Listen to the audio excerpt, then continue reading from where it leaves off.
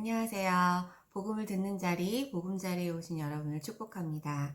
네, 오늘은 로마서 1장 18절 모든 경건하지 않음과 불의라는 장제목의 챕터를 여러분과 함께 묵상해 보도록 할 건데요.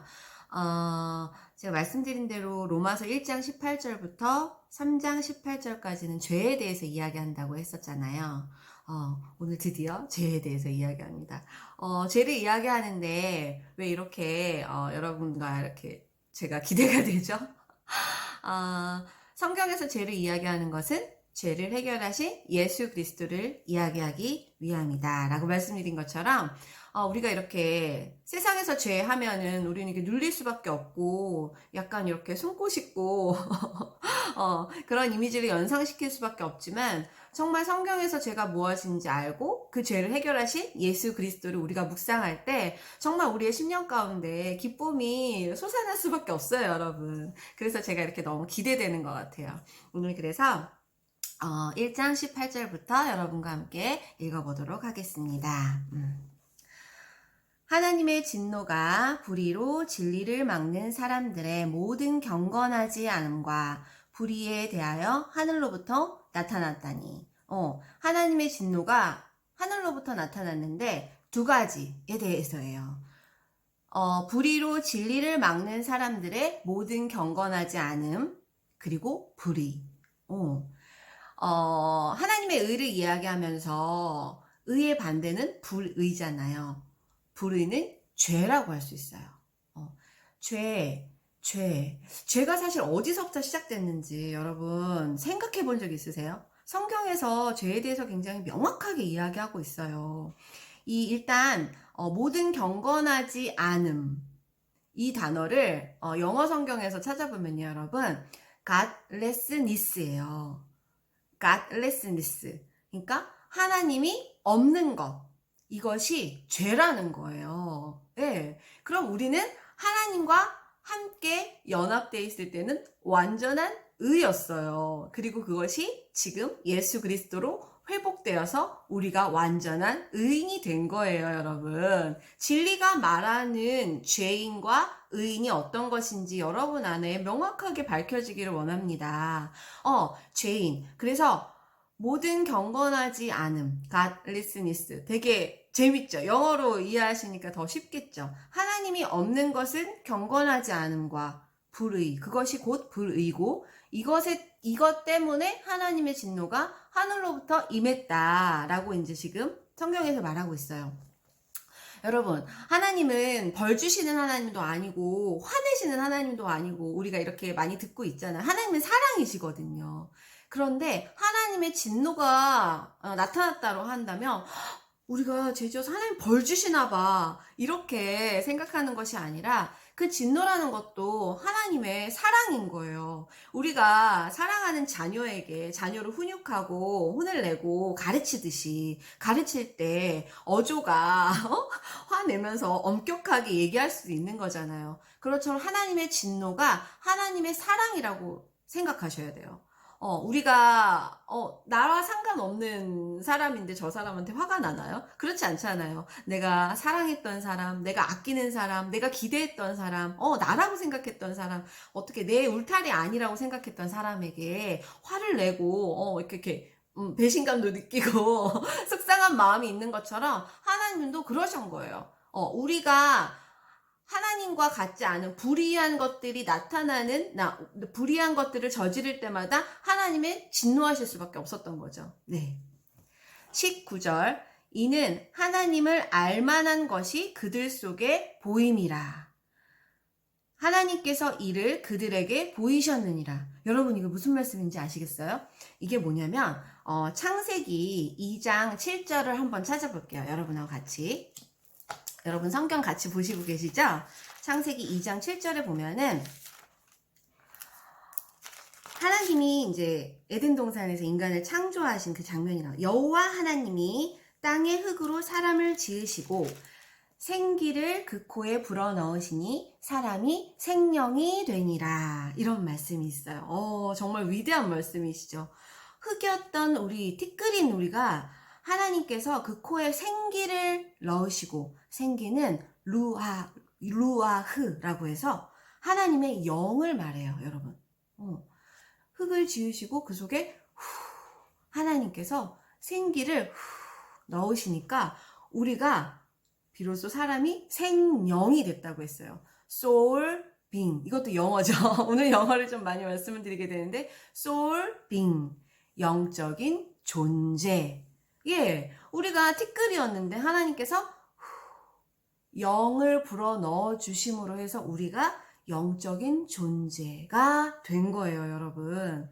그래서 우리 안에는 하나님이 루하흐, 생기를 불어 넣으셨기 때문에 하나님의 영, 혼, 육이 우리 안에 그대로 있었어요. 예, 우리가 어떤 존재인지, 태초에 우리가 어떤 존재였는지 여러분 이제 아시겠죠? 예, 성경이 풀어주고 있기 때문에 내가 어떤 질문이 생겼을 때 그것을 풀어줄 만한 목사님 찾아가서 질문한다든지 이렇게 성경을 통해서 푸는 것이 가장 맞는 방법이에요. 진리는 진리가 말해주고 있습니다. 예, 생기를 그 코에 불어넣으신 우리가 사람이 생명이 되었다. 그래서 우리 안에는 하나님의 영이 있었어요. 하나님의 혼이 있었어요. 하나님의 의가 있었어요. 영혼, 육이 있었어요. 그래서 하나님을 알만한 것이 그들 속에 보임이라는 창세기에 우리가 어떻게 지어졌는지를 이렇게 밝힘으로써 우리 존재가 하나님을 알았기 때문에 우리가 어디서부터 왔는지 처음에는 알았다라는 거예요. 우리의 존재를 알았고 우리의 존재의 목적을 알고 있었어요. 하나님께서 이를 그들에게 보이셨느니라. 창세기 2장 7절 써놓으셨다가 나중에 다시 한번 묵상해 보세요. 20절 창세로부터 그의 보이지 아니하는 것들 곧 그의 영원하신 능력과 신성이 그가 만드신 만물에 분명히 보여 알려졌나니 그러므로 그들이 핑계하지 못할지니라. 그렇죠. 우리는 사실 내가 맛있는 걸 먹어봤어. 그러면은 그 맛있는 거를 맛봤던 경험 때문에 그거에 대해서 알고 있어요. 다음에 그 음식을 봤을 때 침이 고이잖아요. 그 음식을 알고 있기 때문이에요. 우리 안에 하나님의 영이 부어졌기 때문에 하나님의 그때 영혼 육이 그때 지어졌기 때문에 하나님으로부터 온 존재여서 우리는 하나님을 알 수밖에 없는 존재였어요. 핑계를 댈 수도 없는 거죠. 네, 당연히 알고 있었던 거예요. 당연시하고 있었던 거예요. 하나님과 나와 그 관계에 대해서. 네. 21절 하나님을 알되 하나님을 영화롭게 하지도 아니하며 감사하지도 아니하고 오히려 그 생각이 허망하여지며 미련한 마음이 어두워졌나니. 하나님을 이렇게 알면서도 하나님을 영화롭게도 아니하고 감사하지도 아니하고 오히려 그 생각이 허망하여지고 미련한 마음이 어두워졌어요. 처음부터 이랬나요? 아니죠. 창세기 3장 17절을 찾아볼게요. 창세기 3장 17절 선악을 알게 하는 나무의 열매는 먹지 말라. 내가 먹는 날에는 반드시 죽으리라 하시니라. 네. 선악을 알게 하는 나무를 두시고 이것을 먹지 마. 이거를 먹는 날에는 반드시 죽으리라 하신 거예요. 뭐가 죽는 건가요, 여러분? 영이 죽는 거예요. 아까 창세기 1장 2장 7절에 생기를 불어넣으셨다고 했잖아요. 생기를 불어넣으시고 하나님의 생기를 넣으실 때 하나님의 영이 우리 안에 들어와서 우리는 생영이 됐는데 선악을 알게 하는 그 나무를 먹음으로 말미암아 하나님이 말씀하신 그 말씀의 법을 우리가 지키지 못한 거죠. 그 법을 어김으로 말미암아 우리에게 반드시 죽으리라 말씀하신 그 말씀의 법에 의거해서 영이 죽게 된 겁니다. 네, 영이 죽어서 혼도 죽고 육도 죽게 되는 사망이 이른 거예요. 이 지금 우리가 읽은 21절 하나님을 알되 하나님을 영화롭게도 아니하며 감사하지도 아니하고 오히려 그 생각이 허망하여지고 미련한 마음이 어두워졌다. 왜 우리가 이렇게 됐는지 여러분 이제 이해하시겠죠? 네. 22절 스스로 지혜 있다 하나 어리석게 되어. 성경이 말하는 지혜는 하나님의 눈으로 바라보는 것이 지혜입니다. 그 그게 진짜 참 지혜예요, 여러분. 우리가 저 사람 지혜롭다, 지혜롭다. 누구나 다 우리가 지혜로운 사람이 되고 싶어 하잖아요. 그런데 어떻게 하면 내가 지혜롭게 될 수 있을까? 하나님의 눈으로 바라보는 것. 그게 진정한 지혜입니다.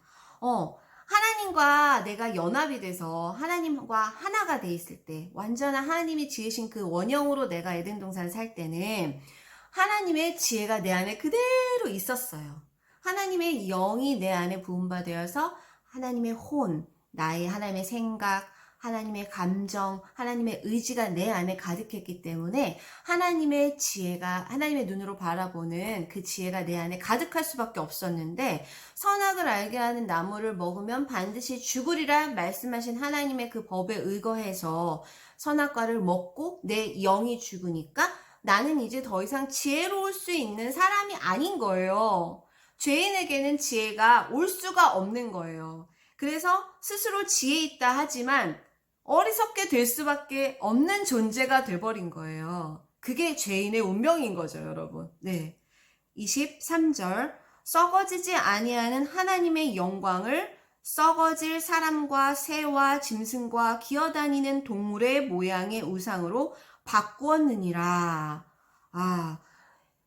내가 인간이 하나님을 떠난 다음에는 이제 의지할 만한 것이, 하나님을 떠났기 때문에 의지할 만한 것이 없어서 하나님처럼 내가 의지했던 어떤 것들을, 다른 것을 찾게 되는 거죠. 이 끝에 바꾸었느니라 라는 말이 있잖아요. 하나님, 내가 제일 1로 생각했던, 최고의 우선순위로 생각했던 그 하나님은 어떤 다른 피조물, 그냥 지어진 것으로 바꾸어서 그 우상을 숭배할 수밖에 없는 그런 존재가 돼버리는 거죠. 인간은 믿을 만한 근거를 찾습니다. 여러분이 교회 안 다니시는 불신자들도 무언가 믿어요. 저희는 하나님을 믿는 자이지만 내가 하나님을 믿지 않는 사람들도 나는 나를 믿어. 아니면 나는 다른 것을 믿어. 무엇을 믿어. 믿는 것에 대한 근거가 다 있죠. 그런 근거를 필요로 하는 것이 사실 인간의 본성입니다. 하나님을 떠났기 때문에 이제 인간은 그 하나님 말고 다른 어떤 믿을 만한 것들이 필요했던 거예요. 그 안정감을 찾고 싶었던 거죠. 그래서 23절의 것처럼 썩어질 사람과, 인간이 인간을 믿는 거죠.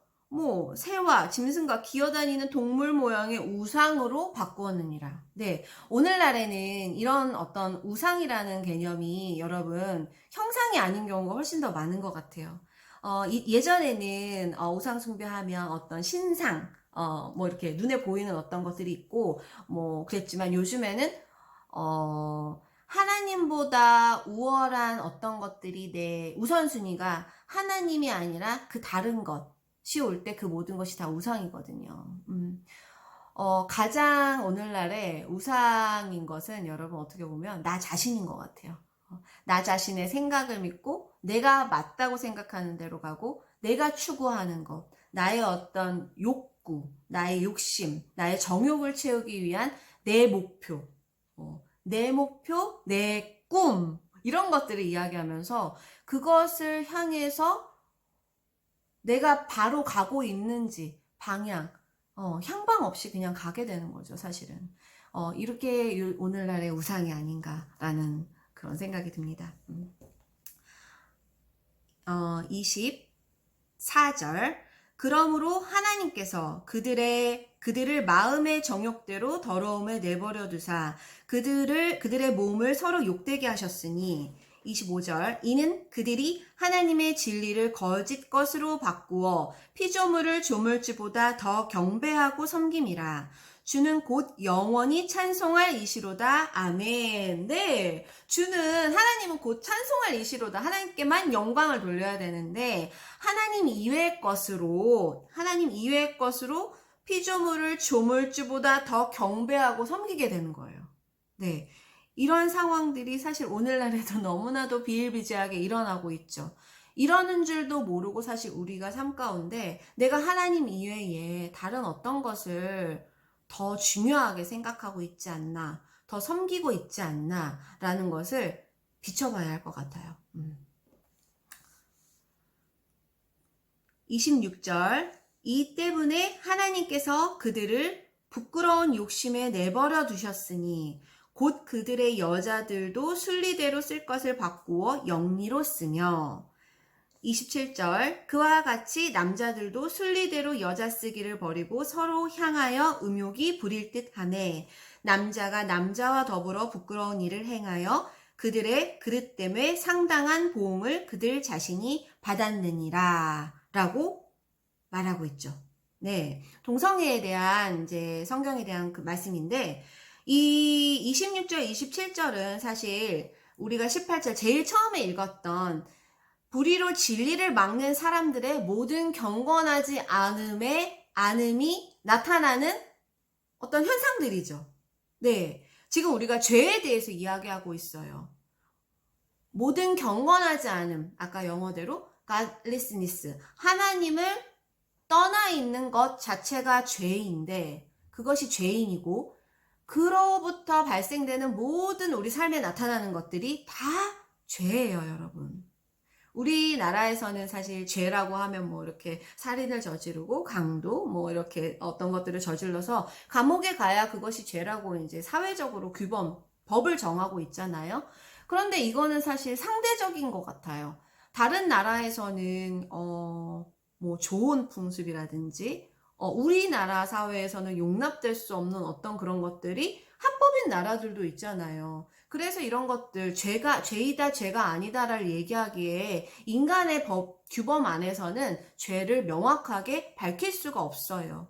그리고 도덕적인 어떤 기준도 더 도덕적인 사람이 있고 조금 덜 도덕적인 사람이 있기 때문에 나에겐 당연한 일이 그 사람에겐 죄가 될 수 있고 그 사람에게 죄인 일이 나에게 아무렇지도 않을 수 있거든요, 사실은. 그렇기 때문에 우리가 상식적으로 생각하는 그 죄의 규범 안에서 죄를 단정 짓는다라는 것은 굉장히 무리가 있는 거죠. 성경이 이 진리인 말씀인 성경에서 말하고 있는 죄를 명확하게 여러분이 아셔야 내가 죄인이구나를 깨닫고 이 죄로부터 나를 구원하실 그리스도, 예수님을 찾게 되는 거예요. 그래서 영원히 내가 영원한 구원을 얻게 되는 거죠. 할렐루야, 여러분. 26절, 27절을 봤는데 동성애에 대한 얘기를 하면서 이 로마 시대 때에도 굉장히 성적 타락과 우상 숭배가 밀접한 관계 예전 구약 시대 때도 그랬잖아요. 소돔과 고모라 그때 때도 이렇게 우상 숭배와 성적인 타락이 밀접한 관계에 있었기 때문에 이야기할 수밖에 없는 겁니다. 28절 또한 그들이 마음에 하나님 두기를 싫어하매 하나님께서 그들을 그 상실한 마음대로 내버려 두사 합당하지 못한 일을 하게 하셨으니 네, 그들이 마음에 하나님 두기를 싫어했대요.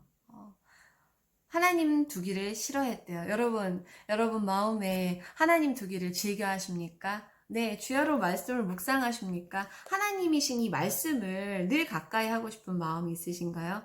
그 마음 정말 축복합니다. 네, 지금 여기에 보면 24절에 내버려 두사, 26절에 내버려 두사, 28절에 내버려 두사 라는 말 찾으셨죠? 이 내버려 두사라는 말이 3번이나 나오는데 하나님께서 우리를 내버려 두시기까지 그 마음이 어떠셨을까요? 예, 우리가 왜 포기한다고 하잖아요. 나 포기야 뭐 이러잖아요.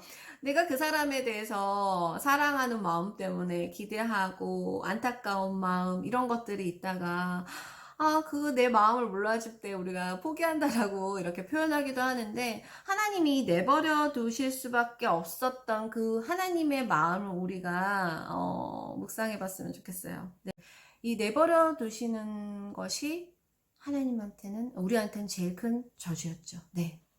29절 곧 모든 불의, 추악, 탐욕, 악의가 가득한 자요 시기, 살인, 분쟁, 사기, 악독이 가득한 자요 수군수군하는 자요 30절 비방하는 자요 하나님께서 미워하시는 자요 능욕하는 자요 교만한 자요 자랑하는 자요 악을 도모하는 자요 부모를 거역하는 자요 31절 우매한 자요 배약하는 자요 무정한 자요 무자비한 자라 이렇게 29절, 30절, 31절 말씀처럼 우리는 존재적으로 죄를 지을 수밖에 없는 죄인이었던 거예요. 그런데 이 죄인이었던 우리를 구원하실 예수 그리스도로 말미암아 베드로후서 1장 4절 말씀에 보면 이런 말씀이 있어요. 이로써 그 보배롭고 지극히 큰 약속을 우리에게 주사 이 약속으로 말미암아 너희가 정욕 때문에 세상에서 썩어질 것을 피하여 신성한 성품에 참여하는 자가 되게 하려 하셨느니라. 아멘. 네, 예수 그리스도로 말미암아 우리 이 존재적인 죄인, 이 존재적인 죄인에서 우리를 구원하셔서 이제 하나님의 성품에 참여할 수 있는 온전한 의인으로 우리를 바꿔주셨다는 거죠.